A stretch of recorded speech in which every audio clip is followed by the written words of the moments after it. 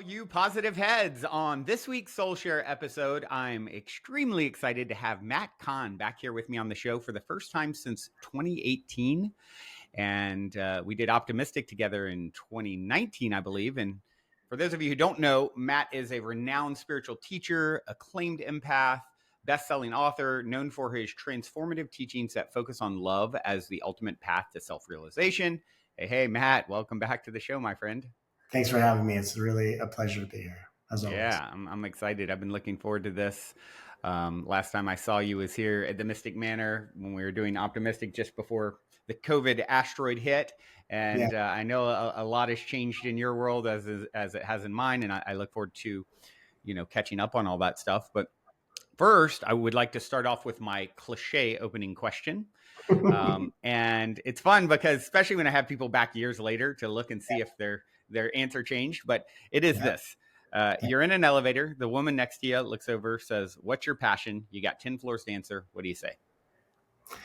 My passion is serving humanity, and my passion is serving humanity through the power of love. I think that's what right now I would, not to give the cliche Matt Kahn answer, but I think, what comes up is, really in my life, when I wake up every morning, between each breath, naturally, where is my focus? My focus is on serving humanity. And I'm always excited about what's the most loving way to create more clarity or a breakthrough around any degree of spiritual teaching. How do we make this point? How do we move humanity into this level of awareness? But how do we do it in the most loving way? So again, I see your cliche question, and I meet it with a cliche Matt Kahn answer and say, I'm passionate about serving humanity through the power of love. And on a personal level, I am passionate about cooking. So I was about to say, there's got to be something else in there that's like off the rails for Matt. And yes, cooking. I was going to say donuts or make up some food if you didn't say it, but you beat me to it. It's cliche, but it's so true. My favorite quote is, I did a little remix of a John Lennon quote, and I say, "Love is the answer now." What was the question? And it's cliche, and it's true. And of course, as the universe would do with having you on today, I often will quote your "Whatever arises, love that." Brilliant quote and book. And, as the universe tends to do with its synchronicity, this morning I don't know if are you familiar with, I'd imagine you are, Notes from the Universe? Mike Dooley. I've been getting those for, 15 years or something. And today it, caught my attention, and I read it, and it was a very short one, and it was perfect right before I jump on with you. It was, "Love even more, Brandon. Everything else is resistance. Love the universe." And then it says, he always has a little PS, says, "Do this, Brandon, moment by moment, circumstance by circumstance, player by player, and ye shall be raised to heights unimagined." But I thought it was a particularly good one. And of course, very timely, as I'm about to jump on with you. Everything else is resistance. Like, really cool, simple way to just distill it down. Do you agree? Yeah. Well, and I would say, just because I think that every teaching needs to be challenged, because that's how we all up-level each other. And, that's been taught for so many years that, you're either loving or you're resisting.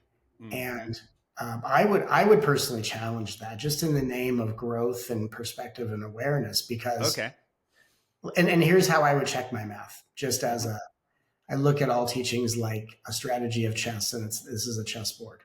So, if we present to people or anyone, or if you assume to yourself that you're either loving or resisting, does that, well, first of all, is that actually true? That if you're not in a state of loving something, you're in a state of, I must be resisting it. And is that actually how we get into alignment with love, or does that create a new model for hypervigilance to make love the goal for the ego to achieve? And so I look at that and I go, I see on the surface the intention behind it. And then if someone says, well, I don't feel loved by my partner or my family, they must be resisting. Or are they processing hurt and pain and trauma? And so I really look at that and I go, I think I appreciate the spirit of that. Yep. But what I would say, and here's what I would say, just to challenge that in the name Yeah, I of love this. I love this. yeah, absolutely. I would say, well, let's look at resistance for an example. I would say that resistance is a human way to overlook divine timing. And here's what I mean by that. So let's say you decide, Brandon, that you are going to be more loving today. And you've decided you're going to love each person more than you ever have in your entire life. And you find yourself forgetting, getting distracted, and not able to do that. And so at the end of the day, you conclude, I think I'm still in a state of resistance because I intended to love and I didn't measure up to the way I intended. Now, from a quantum perspective, the universe would say, now, Brandon, you're interpreting this as resistance. You set your intention to be more loving, but by the quantum field and by divine timing, you're going to take 72 hours to process that intention before it actually drops in. So actually, I believe that the man-made interpretation of resistance, which is what I think resistance is often a man-made human interpretation of the time it takes for intention to coalesce with divine timing, or the notion that, for example, a person who decides I'm going to do something and then starts a goal and then they think they sabotage themselves. Well, are they sabotaging themselves? Do they have the power to interrupt divine flow? Or is it by the perfection of divine timing that someone starts and stops something just to become aware of the way they blame themselves and criticize themselves? And then by healing that pattern of criticism, they're then ready to do the thing they were always meant to do. So I think if we look at this, we open up the spectrum of possibility to say there are goals, there are achievements, there are reasons why we do things, there are reasons why we don't.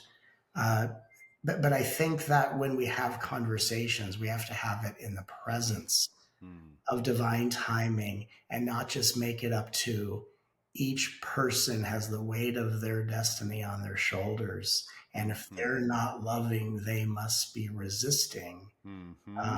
I think it's actually something that perspective-wise falls apart as our heart really opens in an authentic way. And I love this share. And really what I'm hearing is like, look, there's I think of my own romantic relationship, my partner, which of course has stimulated more growth than anything in my life, particularly the one I'm in now for the last 4.5 years. And a lot of times, it's like, okay, something intense energetically has happened between us or what have you. And then there's a processing time. Like I need time to integrate and process and process this happening, this information, this energetic information. And as opposed to, like judging it as like, oh, I'm resistant in this moment, therefore the process itself is a problem and I should be feeling like, just like heart blasted open.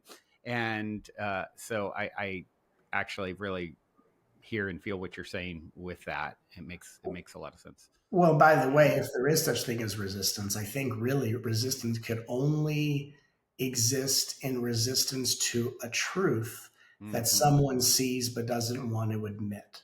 So, like, for example, if we're talking to someone about truth and we or they were to say, that just can't be, meaning they're seeing the truth, but to accept the truth would be the end of the world they're holding together psychologically. So I would say if there is something true to resistance, it is someone at a place in their journey where they are threatened by a level of truth that threatens to dissolve the perspective of the world that they hold together as a coping skill. And when I see this in people, whether it's someone I've ever worked with or a family member, if I see someone who is trying to deny a truth because it threatens their worldview, I can feel that that is bringing up in their nervous system an actual threat. And so Mm-hmm. for me, instead of thinking or saying, well, you're clearly resisting, because now I'm meeting someone in a trauma response and I'm adding on a lack of support. And so I think we're at a time in history, I believe, where we can determine the truth of our own experience. We accept that people are as truthful or as in denial as they're safe to do so. We have to be informed to decide how close do I let someone into my life if that's the case. But at Right. the same time, I think as spiritual beings, I think it's time that we stop blaming ourselves for what is the course of divine timing. For example, if we were watching a movie and we saw a character that we knew was probably going to end up with their beloved by the end of the movie.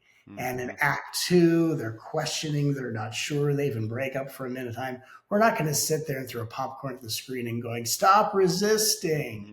We Right. know it's just what happens in act two, and we know in act Right. three, there's going to be a resolution. And Right. so I think in the same way, what would happen if we started to observe our lives with the same rules that we do with movies? Obviously, in life, we have choices to Mm-hmm. make, so we have to be active. But what if we watched from within the movie of our life and we said, setting the intention might be the beginning of act two. Maybe it's Mm. fulfilled in act three, but what if I Right. respected the fabric of time instead of Mm-hmm. constantly, like Mm. technology, needing things in 3 seconds? Yeah. What if we actually saw that consciousness was a Mm. higher technology of the planet? It just takes time on purpose for what it fosters and triggers within us and our growth. Mm.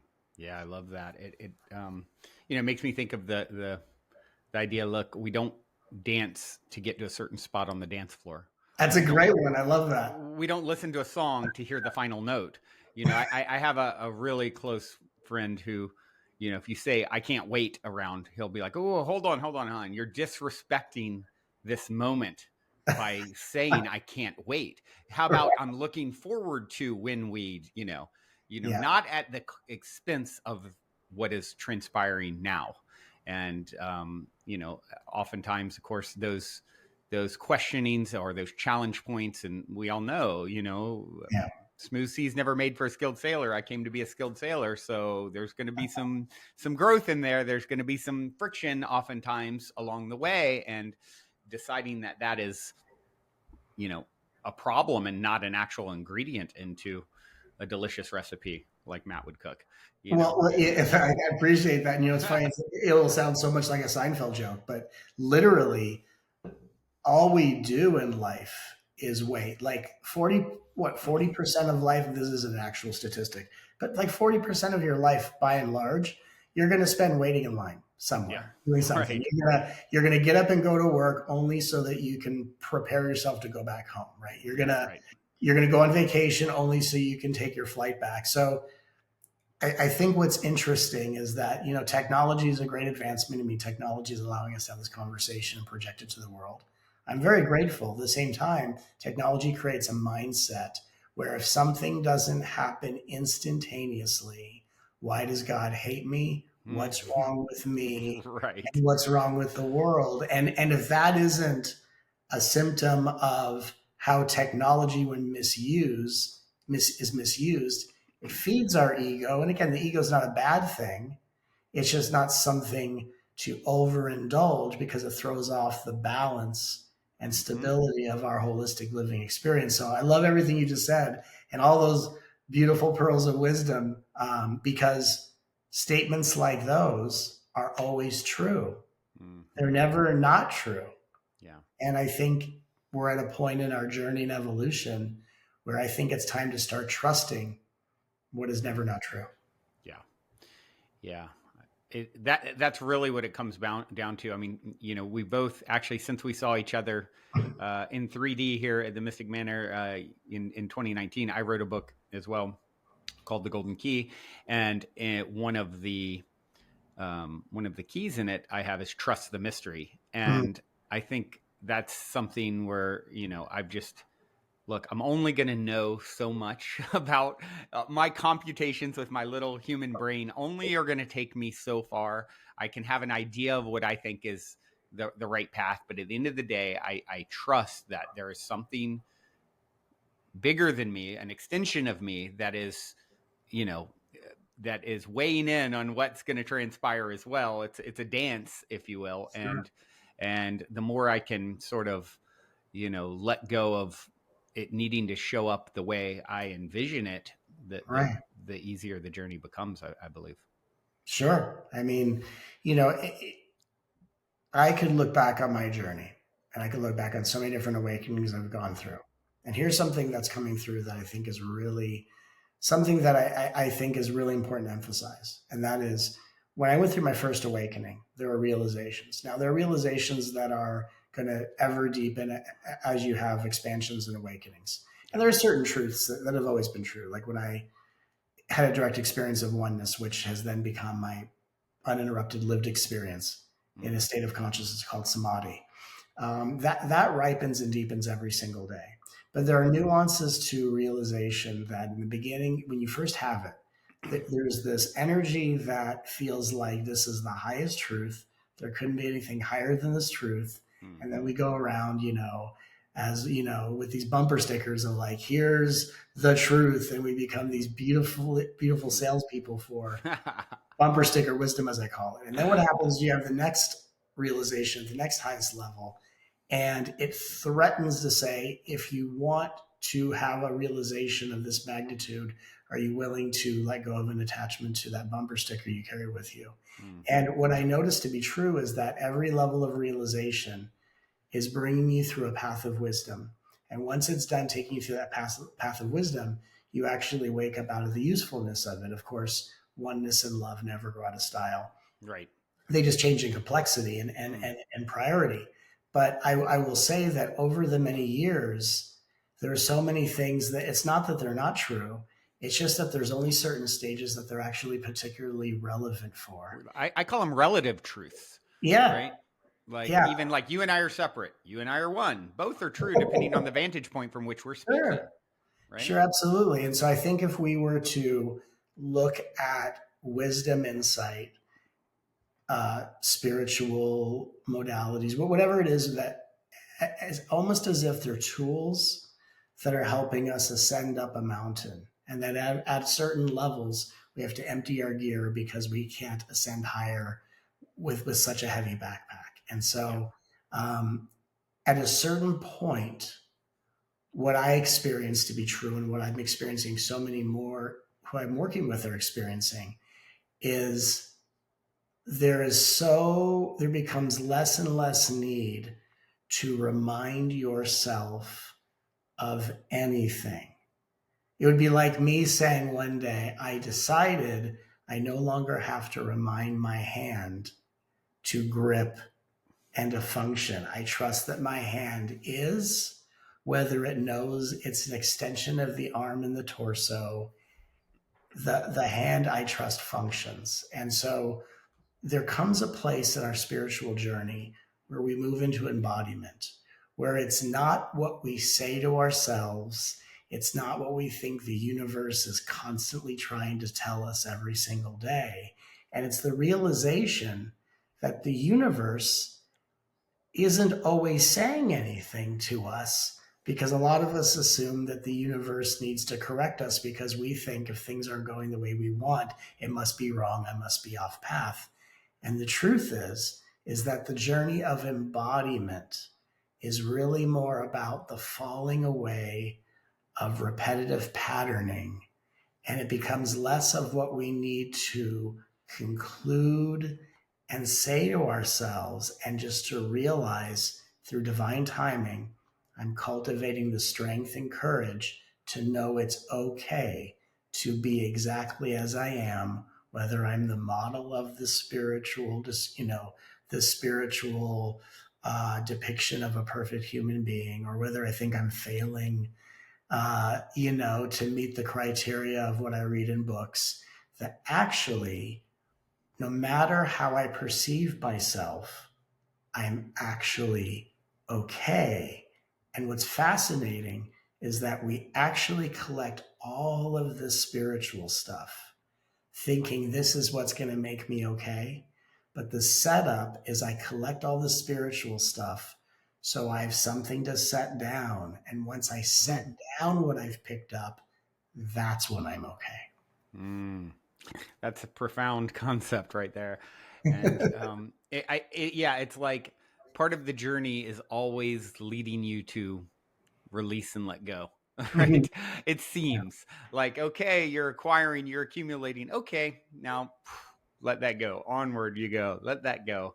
And which makes sense if you think about the ultimate nature of reality and sort of let's call it, death for lack of a better word, transmutation being such a key part of the never-ending cycle. Yeah. Right? And even if we just to challenge to have, because if we take different perspectives, we have different awarenesses. What if we even took the perspective of what if in this day, like what if before in the very beginning of the journey, there was this sense of there are some things that I can let go. And what if at this stage, there's this sense of I've completed the curriculum of let go. I've completed those semesters. I've earned those those credits. What if at this new level, what if the nuance is, what if now letting go lets go of you? And that what if in one moment we sat with, what does it feel like in your body if anything you think you're supposed to let go or are trying to build up the ability to let go is actually taking its time letting go of you? And what happens if we actually then can have more space and respect for the process that says there's something holding on to me. I'm not holding on to it. I think I'm holding on because I'm identifying with it. And it's actually letting go of me, like a child learning to let go of the grip of its parent, and it's going to be okay just under the devices of its own sensory awareness. What if it's actually letting go of me, and it's my ability to love myself that gives it the courage to let go of me instead of thinking I'm the one that has to let go of anything? Interesting. Yeah, that flips it on its head. And what does that? And like I know what happened when that realization happened to me. But like, if you felt into like, how does that feel? Yeah. What does that feel like? It feels like, I instantly think of the idea that all I can do for you is work on myself. All you can do is work on yourself. Like if I'm, as I sort of continue to refine my inner landscape, these things are naturally happening aside from any effort, from any conscious effort, right? It's almost like it's the fall and the leaves fall, or what have you. It's not something that I'm going to, seek to make happen. Right. It's and so then something I can share with you that I had a realization about, because I realized that is that, there is a place where this all just naturally happens. And then I asked myself, the universe asked through me, one of the most fascinating questions. If it's going to naturally occur without your effort, what is your evidence that that's not already the case? And what I did is I sat with that. I sat with, if it's going to lead me for it to be naturally evident and without effort, then if that's the way it's going to be, for it not to be that way right now means it's going to be a creation that is born, which means it has a death date, which means it changes and it's ephemeral. But if it's something that's just going to be naturally abiding, the universe asks me through your sensory awareness, your direct experience, what makes you think it's not already that way? And then I said to the universe, well, that's not what I'm able to perceive. And they said, but just because you can't perceive it doesn't mean it's not what is. And what happened was I stopped in that moment spontaneously without me doing anything. It was like this lens of perception that says only what shows up here is true. And if I want to make something different, it's up to me to do it. That lens was removed. And instead of seeing perceptual evidence, I began to actually experience the isness of everything. And what happened was, when everything is already in the natural state we think we're working to make it into, I actually had the room and capacity to love it as it is instead of trying to love it into the way I wanted it to be. And for me, that was actually such a fundamental breakthrough, where it actually threatened waking up out of spirituality. But in fact, what I realized is that it brought me into a higher level of spirituality. And if I gave the term for the highest spirituality, or one of the highest spirituality, I would say it's reality. And so I think it's fascinating that in 2024, as the world seems like it's in a lot of flux and change, as spiritual beings, can we come out of a spiritual dream, and can we enter reality? And it's very humbling. Yeah. And I think it serves up a certain perspective or medicine, if you will, that is so needed, being surrounded by, let's call it, conscious community, spiritual folk. Yeah. As I think we both are, it's kind of a pitfall that we've seen time and time again, of falling into. Okay, I'm spiritual, they're not. The world is broken, I'm the fixer, as if it's not all equally divine, right? And I think that's what you're kind of alluding to, is starting to see through that lens of, wow, this is perfectly imperfect. Exactly. I couldn't, this grungy person who's doing questionable things couldn't be more divine, from the ultimate perspective. Well, and and the maturity of it, the balance of it is, yes, the people who are doing nefarious things in the world are equally included in the nature of reality. They are divinity. Are they acting from their divinity? Absolutely not. Are they aware of their divinity? Are they actualizing their divinity? So, for example, in the same way, let's say you had a 5-year-old child, and you had a vision that your 5-year-old child would wake up to be a very successful corporate attorney who brought a lot of great reform to the world. And you say to this child, how could you embarrass yourself acting like that? Don't you know that you're a high-powered attorney who's going to bring a lot of esteem to the world? And then you realize, oh, that's who they're going to be later in life. They haven't grown into it. So in the same way, and I say this humbly, because there are people doing some incredibly destructive and hurtful things in the world. And I never would ever want a spiritual teaching to minimize that, or that we can't look at that because we've got to keep our vibration higher. It's going to mess up our manifestation, or any of that nonsense. But the truth is that from the lens of compassion, and this is not to take away from the fact that people are harmed and abused, and the things that we are evolving as a species to bring our world to a place where it no longer tolerates that type of behavior, because the purpose, hopefully, is that we're evolving so that the world can be safe for everyone to grow within it. We're growing as a species, where we don't need the actions of a shadow in order to bring about a higher vibration of light. But just imagine that, we are seeing beings that are divine in nature, that are not acting from their divinity.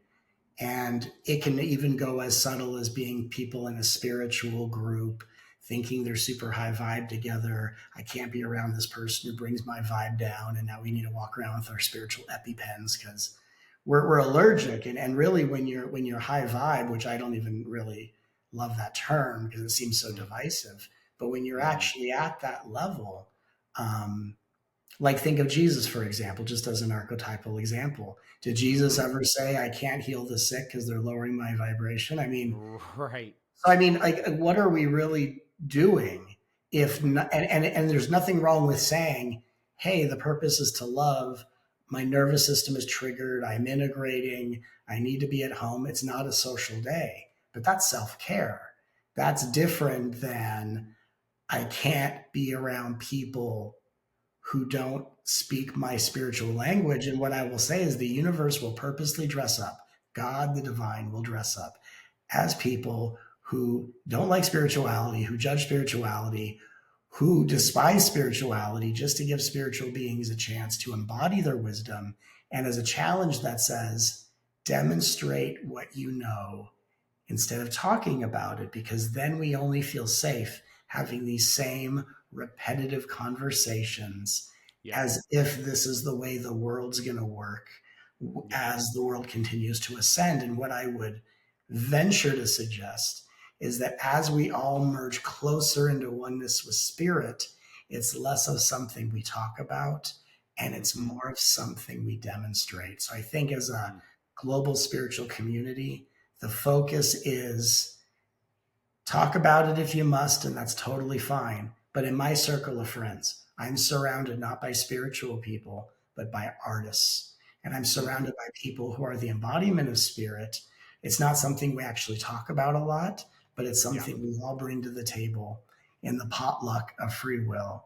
And so if we were challenged to say, what if spirituality was something we acted on instead of needed to always talk about, then I think we find a place in the world to be of the highest level of effectiveness for the type of world being birthed and the type of world we all wish to live in.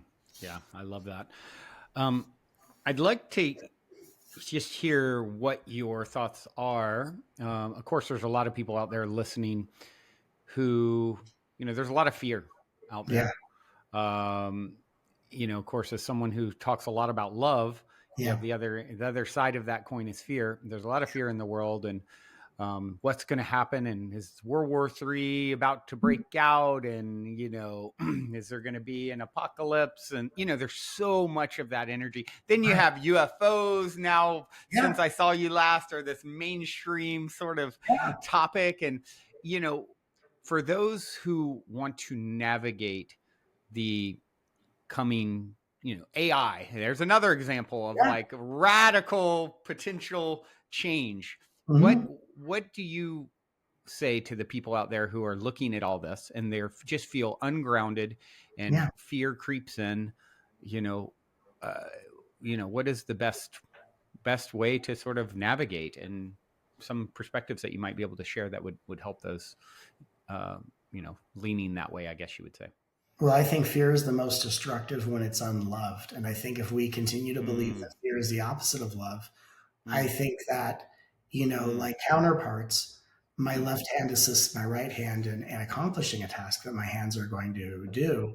In the same way, when we are afraid, that's our nervous system, right? We're in it's a trigger of the nervous system. We're in what's called a sympathetic response.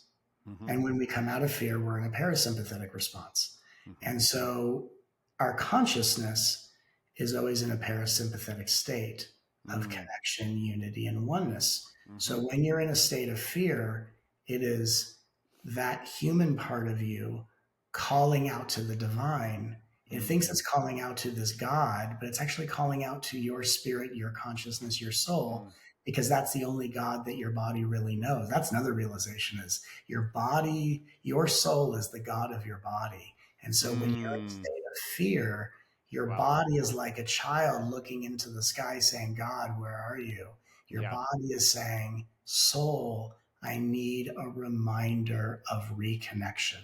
And in that moment of reconnection, we dump cellular memory we've been carrying for different lifetimes. We open up our heart to greater possibilities. And so that's kind of a transmutation alchemical process. So we could say the things in the world that stir up fear are inviting us to bring our body and soul into greater harmony. It is helping us to clear cellular memory that we're all carrying, so we have more space for higher consciousness. So in a way, the fearful things that are happening are purposely happening to help the world into greater alchemy, transmutation, bringing the work. So we're basically participating in a higher vibrational expansion. And as we go into these expansions, the world as quantum timelines plays by different rules, tolerates less abuse, and is run by rules more obviously by the universal laws, but just on a human level. So of course I'm saying when we feel fear, let's stop and love that. But as our consciousness expands, whether we look at AI and people coming together and saying, we're not going to allow that to take over the planet, whether it's the revelation of UFOs and any type of framework that's going to try to say the people of the different worlds are trying to take over our planet. We have to unite against them, which is the greatest.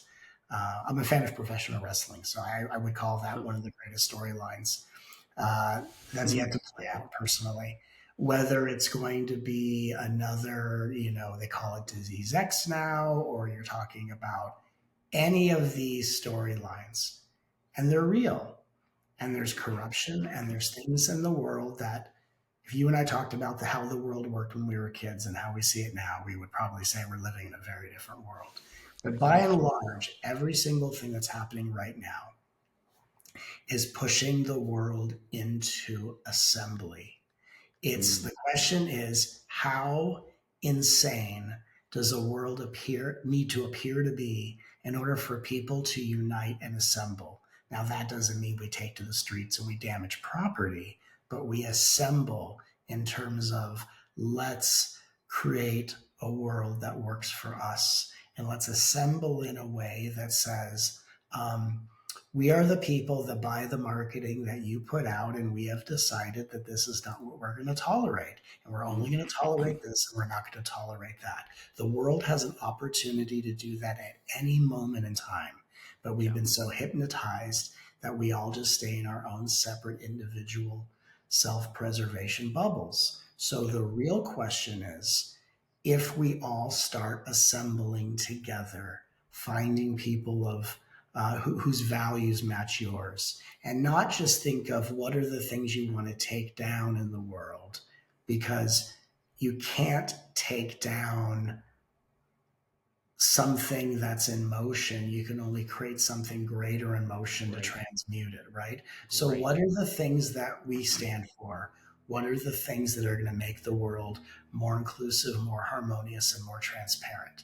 And can we start assembling in communities, in neighborhoods, across the world? And can we start creating what we want more of, to create a world of people that are less tolerant and completely intolerant of anything other than those values and ethics and actions? So I think my answer is twofold. Internally, when fear comes up, your body is asking for its divine source to remind it of its reconnection. That divine source is your soul, and that divinity reminds the body of its connection through love. So internally, that's our process that we meet the moment with. But on a socioeconomical level, the question is, what are the organizations that already do the work you want to see in the world? And how can you start participating in those things? If we have neighborhoods that don't have, fruits and vegetables, and they live in these kind of food deserts where it's just packaged ingredients, like you see in Detroit, Michigan. In Detroit, Michigan, which we all know is a city that's been ravaged, we have communities transforming because of local community gardens. And the amount of agriculture that is happening, and the amount of people that are wanting to get into farming to sustain neighborhoods is equally an inspiring story. So I really think the question that we're going to continually ask ourselves is, how much are we going to tolerate before we start uniting? And everything that I do in my career, everything I'm doing with you, everything I do on stage, every book that I write, is to inspire a greater coming together and an assembly in peace, and in saying, what are the positive things that's going to help move our world forward? And what can I do every single day to move my world forward, even if it's just as simple as on social media, posting about an organization doing incredible work and inviting people to participate instead of finding different things to watch and criticize. And that's really the invitation for all of us. Yeah. Yeah. Being for something and against nothing, in a sense, right? And I think that's it's a very Gandhian quote to say that, and I would say that I would say that in modern day times, because it's so hard to be extreme, is be aware of what you are against. Here's what I would say: be aware of what you're against, and thank what you're against for how it inspires you to support what you're for. So this is what Matt Kahn would say, right? Gandhi would say that. I love Gandhi, but I would say be aware of what you're against and thank it for how it fuels your passion to support what you're for. So here's what I will say to everyone watching this.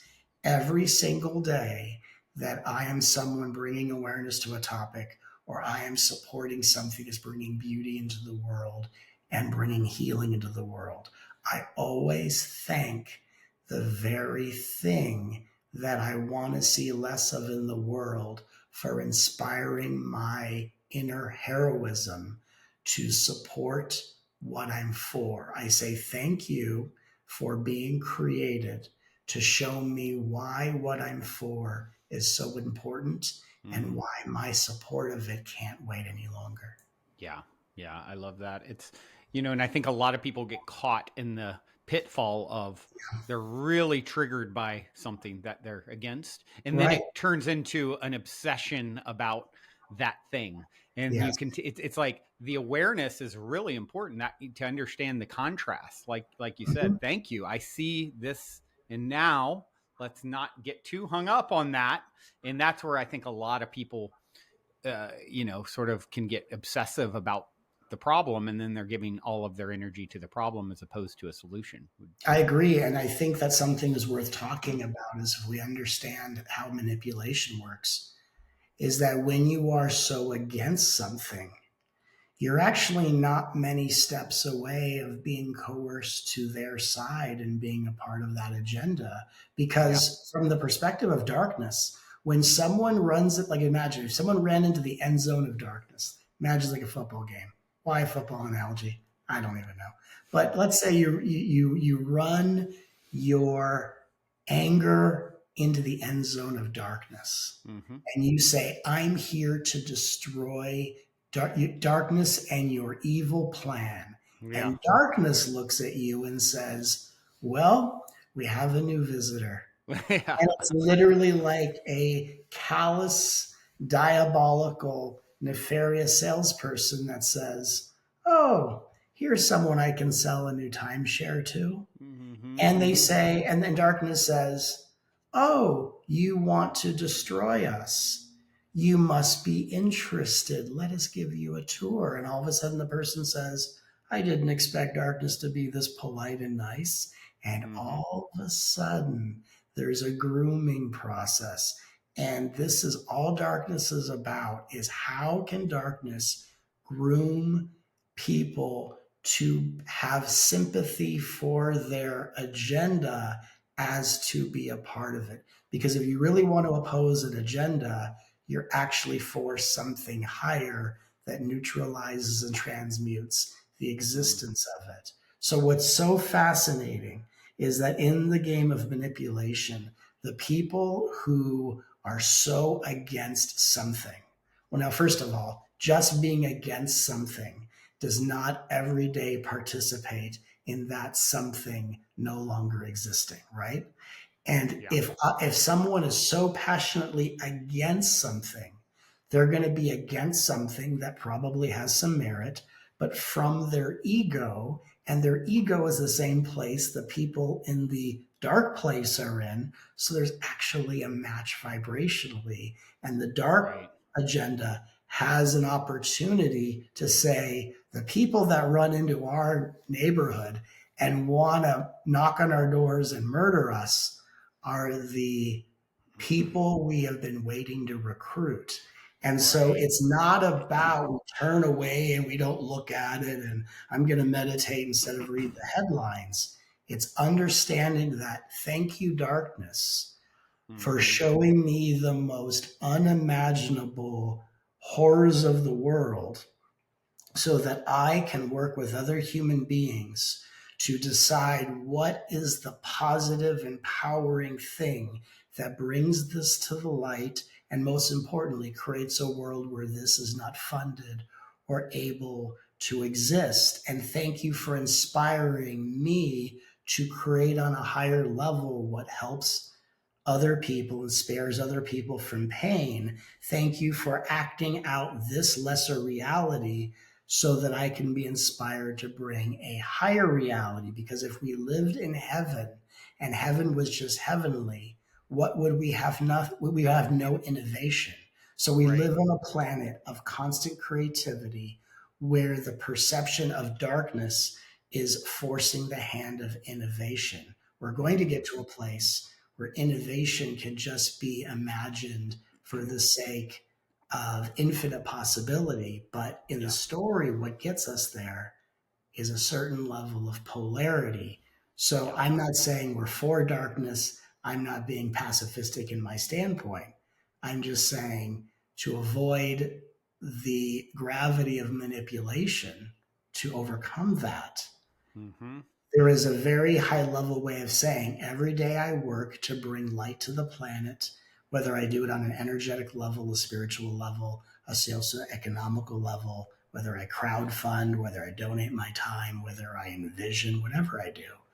But I'm going to, as a light being, thank the thing that infuriates and sickens me so deeply, because if it wasn't for that, would I be envisioning and working towards this? And so it shows us that darkness is against the light because it doesn't know it's the light.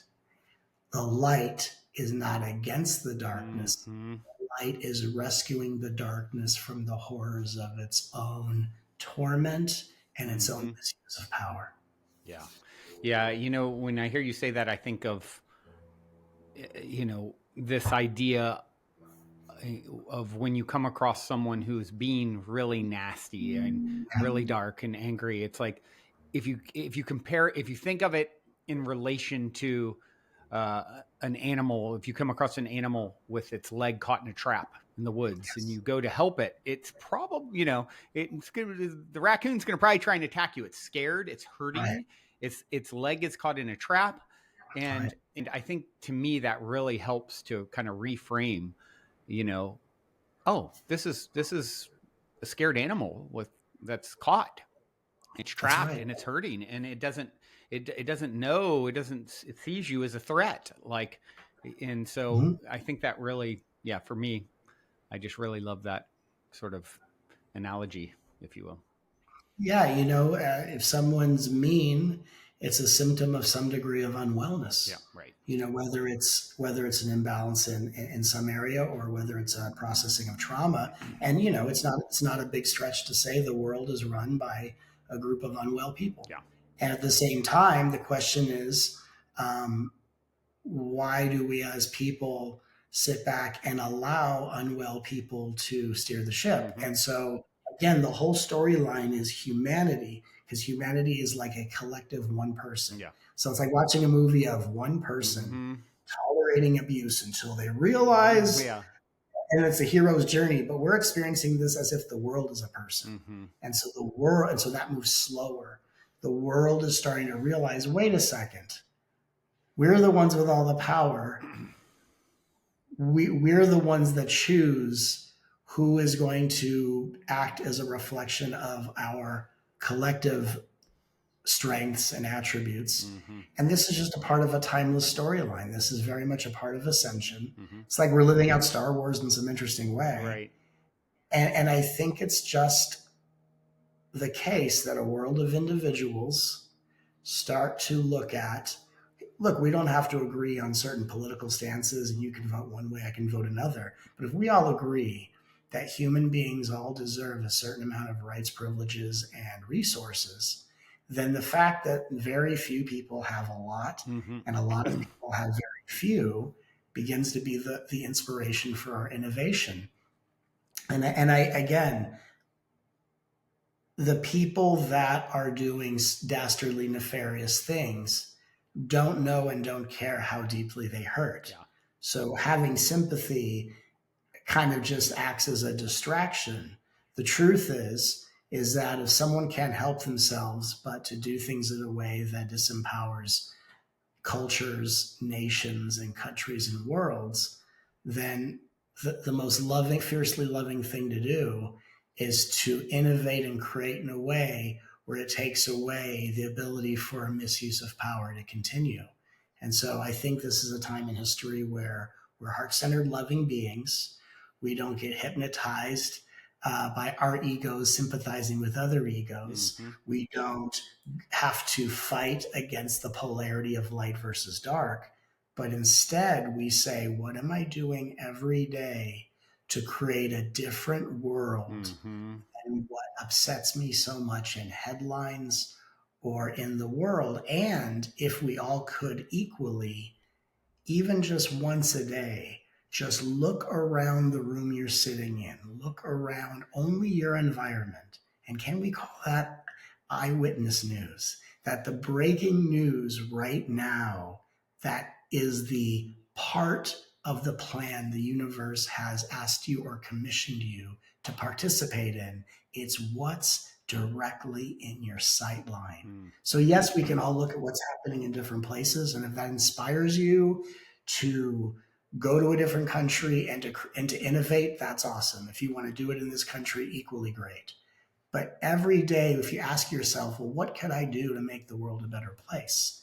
The first place we have to look is our sight line. Yeah. Is anything in my sight line here for me to bring change to? Is there anything I need to innovate in my sight line? And then if not, then we start expanding our vision. Yeah. But every day, what's right in front of all of us is always an opportunity to innovate and to deepen what we are creating on this planet. Because again, just to give people a spoiler alert, the planet ascends, the world comes into a state of collective oneness. The question we have to ask ourselves is, are we taking the most direct route there, timeline wise, or are we going to take a different route there? So we're not determining what happens, we're determining how directly it happens, and we're determining the kind of experience that will happen to get where we're already going to be. I love that. And it actually plays into what I was about to ask you next, which is about perfectly. I'm like, I want to ask about timelines. And, you know, in my book, I talk about this idea that our ultimate aim is to become the masters of our own YOU universe. Like, I am the lead actor, director, star in my own private movie, in a sense. Everywhere I go, I'm there waiting for myself. You know, I've created this character, Matt Kahn, to show up as this prop in my movie, and vice versa, right? and so, you know, it's as if source is infinite enough that we all get our own private, you know, universe. And you know, to me, that really empowers me to think, you know, I know there's people out there who are like, oh my gosh, the world is so massive. What can I do to affect change? And, you know, I'm just this little person. And yet you start taking on that sort of perspective and like, okay, there's different timelines and they all are valid. I get to choose which one. Let's say hypothetically right now, you were saying we're going to ascend, you know, spoiler alert, we ascend. And I say, and I were to say, we're going to hell in a handbasket and nuclear war is inevitable and destruction and apocalypse. And maybe the answer, in my opinion, is yes. Maybe we're ships passing in the night. And then 10 years from now, this version of Brandon is in some other timeline where that is actually his experience. And you're in a version of reality where, you know, the breakthroughs in consciousness and, you know, all the beautiful things have transpired. And maybe there's another Brandon there that chose different than this version here. And maybe there's another Matt in my world that chose, you know, that's how I sort of theorize it plays out. And it really empowers me. Like the power is in my hands to decide which version I'm going to step into. And there's many, and as you put it, different routes there. In the end, it all leads to the same space, but maybe there's a path through nuclear holocaust first versus not. And so I'm just curious what your thoughts are on that perspective. Well, you know, right. if we think of the quality of choices we make every day as human beings, as like, when you make choices that align with your highest ethical value, there's a certain, let's say, points, like a video game. And when you do things that take away from your consciousness or are about self-abuse or addiction versus self-care or self-harm, then that's a negative point. It's almost like a profit and loss statement, like when we do profit and loss in business. Yep.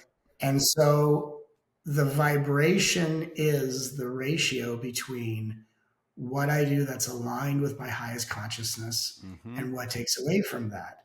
And every day, no matter what the focus is, people are having this kind of score of what they're adding to the collective. Right.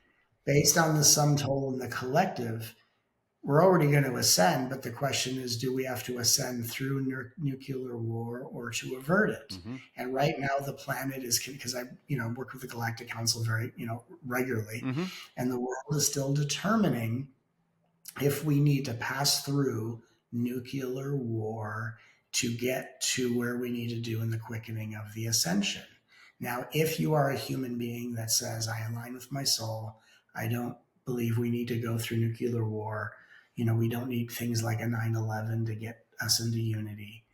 If you are aligning with those higher possibilities, you're always going to be someone that will be divinely guided through that timeline if the world chooses it. And I think that as spiritual beings, we have to kind of look at how do we lean on our spirit to help us through these possible timelines, instead of it being about that shouldn't happen or it's not ascension unless this versus that happens. But that there's a great possibility right now. I mean, just to be perfectly honest, as if I'm not honest all the time, it's a funny word. But the possibility of nuclear war, and that possibility is highly likely.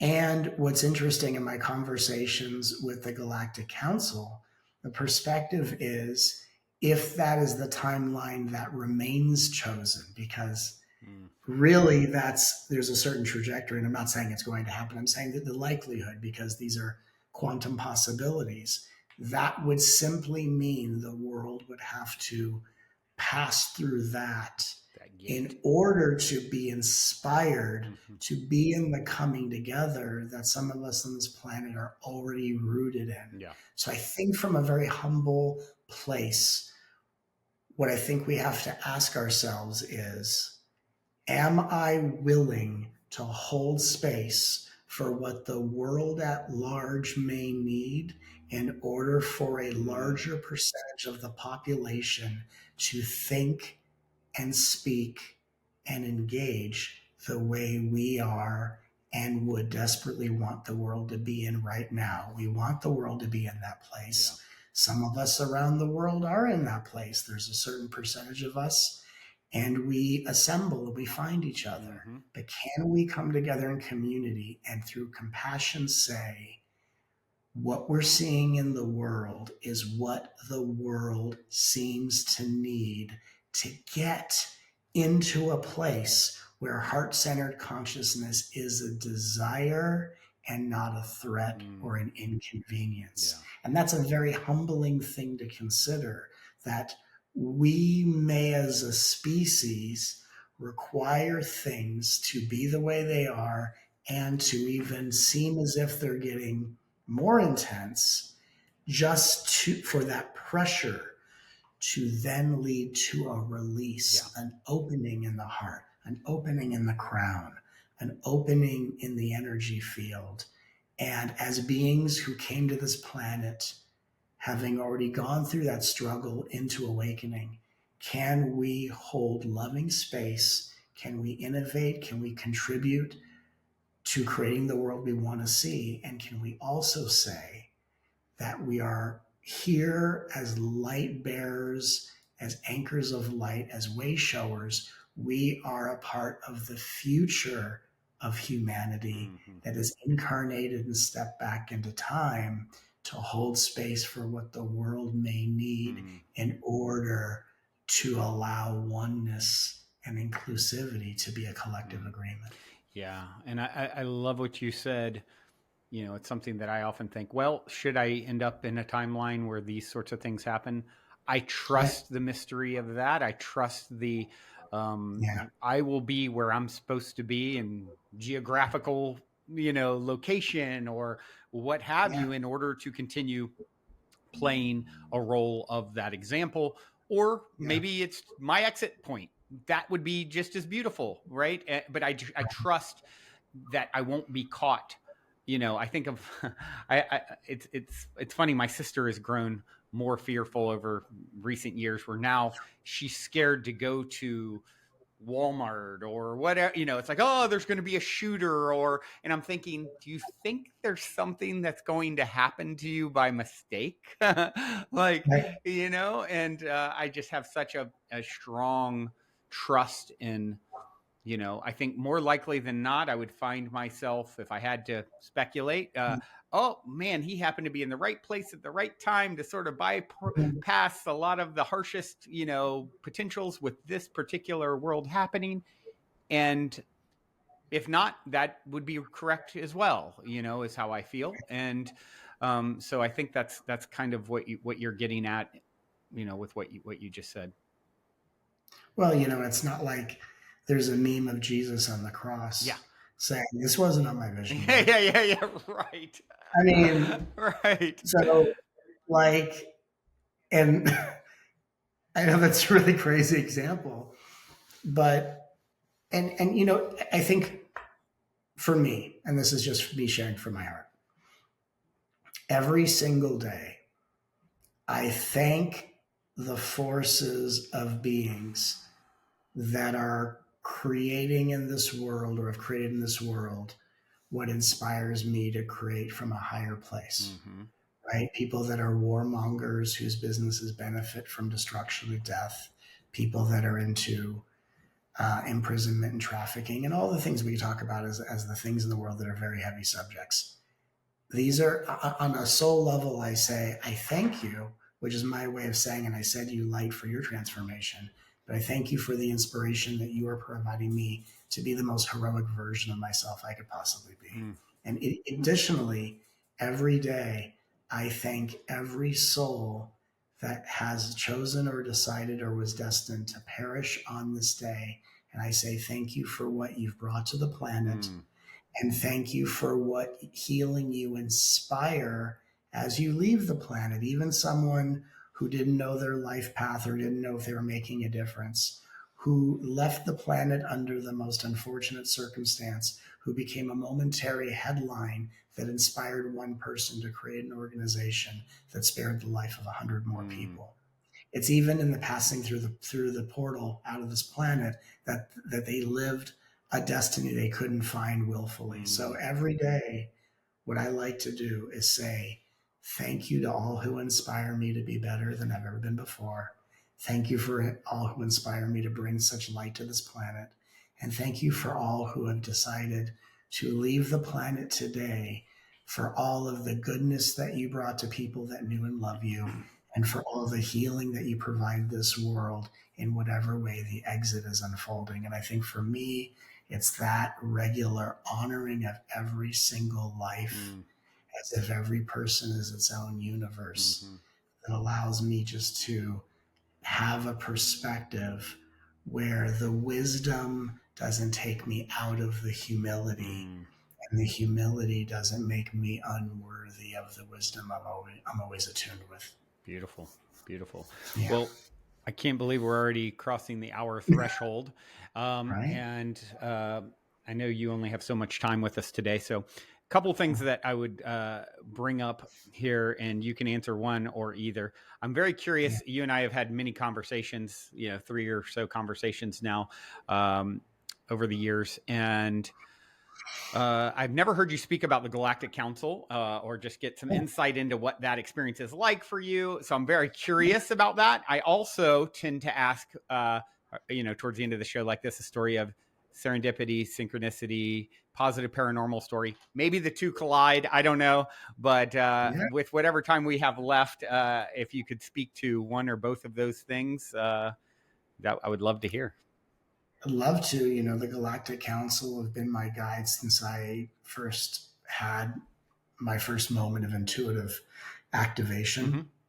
The main guide who's part of the Galactic Council, his name is Melchizedek, Mm. and that's my main guide, who's Jesus' teacher. Mm. Looks like Gandalf the wizard, Wow, cool. and in white robes and long beard, and talks like I was my son. He always talks like this, and says very by tomorrow's time. Mm-hmm, mm-hmm. And he'll say words that I've never actually heard, and I look them up and I go, God, that's a word and that's the right context. He'll say superlative. Wow. Ubiquitous. And I'm like, the hell's that one? And awesome. And so I've been working with the Galactic Council since I started doing this work about 18 years ago. And I talked to the Galactic Council, mainly Melchizedek.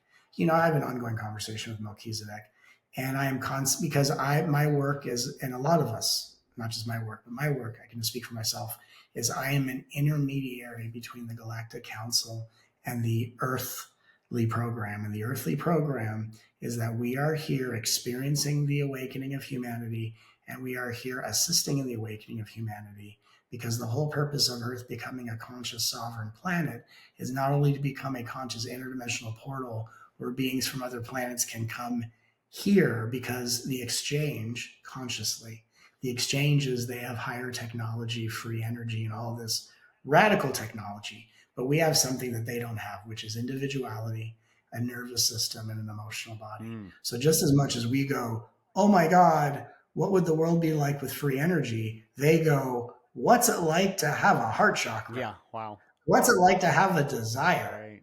And so we would have this exchange program where we give them a chance to experience what's it like to have creativity. Wow.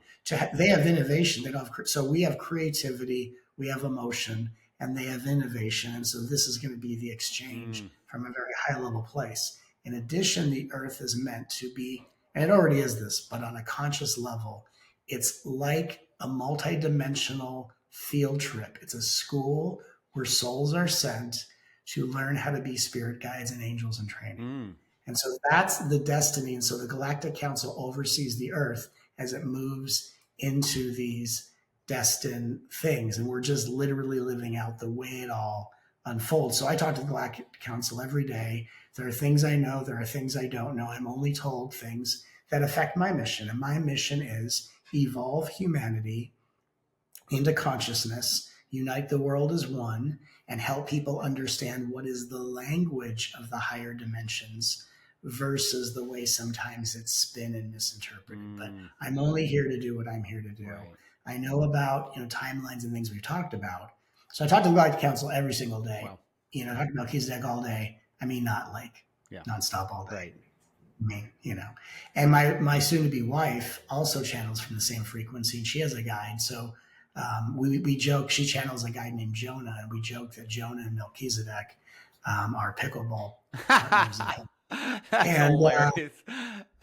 But as to get to your story about, and so everything I've taught for 18 years, everything I've channeled and transmitted is from the Galactic Council. I just don't necessarily talk about that so overtly, because if I do, then whoever is receiving the energy I'm transmitting has to first go, wait, do I even believe there's a Galactic Council? Yeah. And I'm just here to bring the world together. I don't need that to be a distraction. Yeah, right. But if people ask about my experience, the truth is I talk to those beings all the time. I've been beamed up on light ships. Wow. I've met these beings that are actual real beings. Like I've met Kuan Yin face to face, who's an actual intergalactic princess. Wow. So I'll tell you, I'll give you two stories. Okay, fair. Did you ask for, oh, look at that. Oh, the Zoom thing has a thing. If I do hand movements, I saw the balloons. It like does. Woo! That's amazing. I've never seen that. By the way, this is the coolest one real quick. If I do this, which let's just say, does it? Oh, wow. I've never seen this.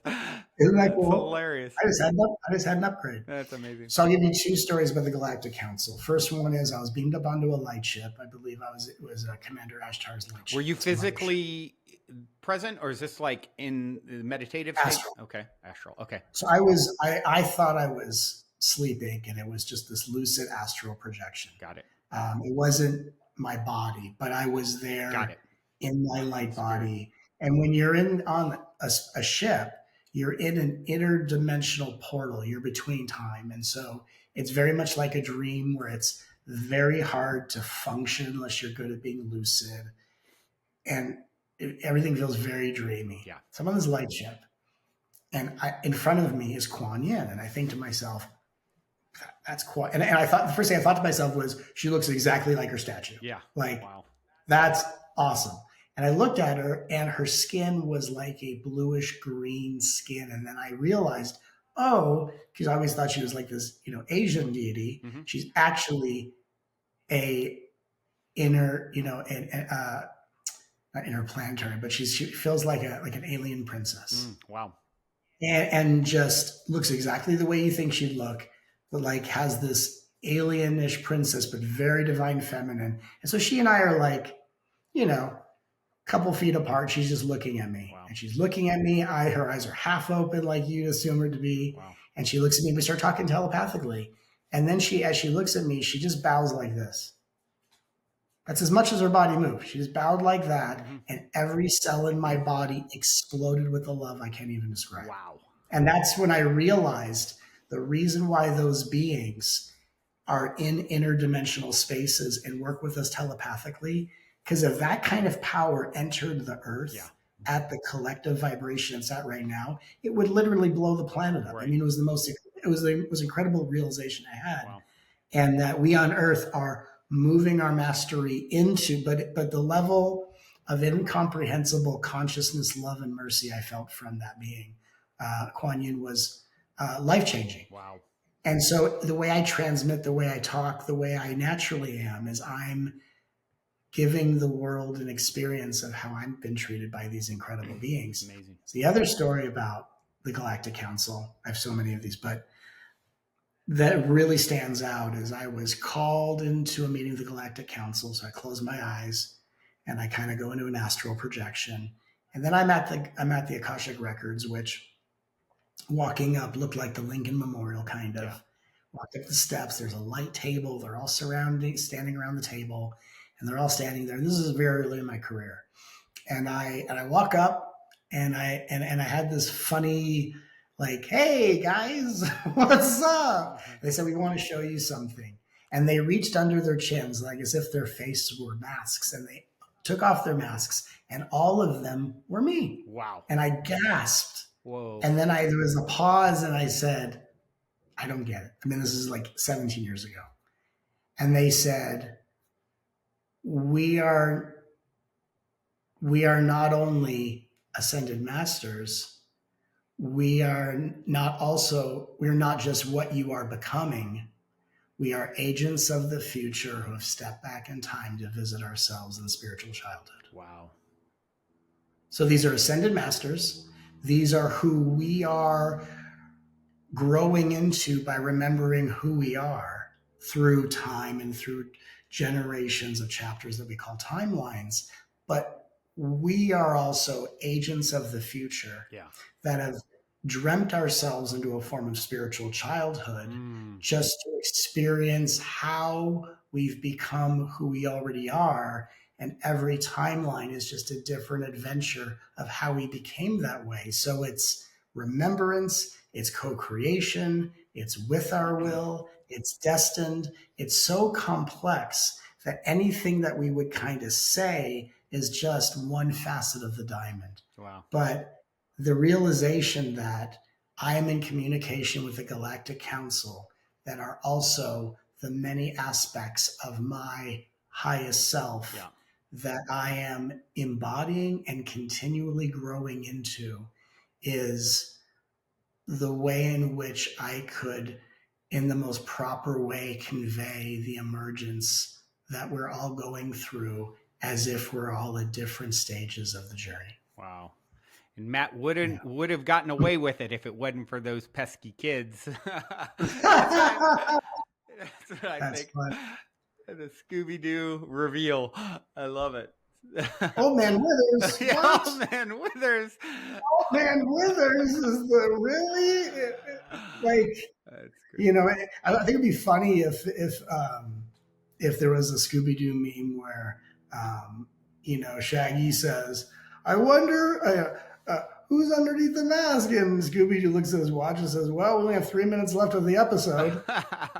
Give it 90 seconds, and it's probably going to be Old Man Withers. Yeah, good old man Withers. He's always there.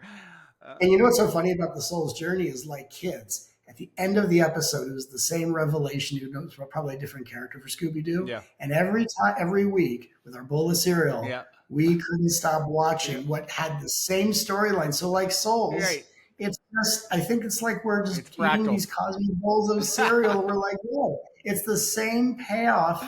But gosh darn it, if I can't stop binging this on my Netflix in heaven. That's hilarious. That's so good. What an awesome way to end. Well, what, Matt, if you would share for those who want to continue to tap into your world, your work, what's the best way for them to do that?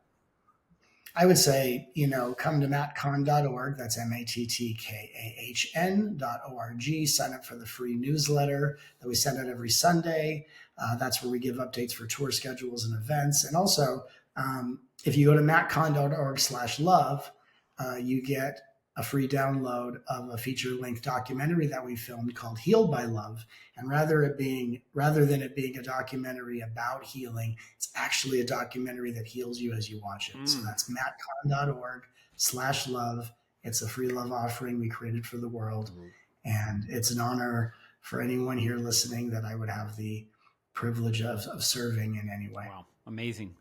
Well, thank you so much. We'll put a link for that actually in the show notes here. And this is not disappointed, as I knew you always deliver, Matt. You're such an inspiration, my friend. And I look forward to the next time our paths cross in 3D. Perhaps if you're in LA, we can get together sometime. And thank all of you out there for tuning your beautiful brainwaves and incredible hearts into another episode. Till next time, journey well.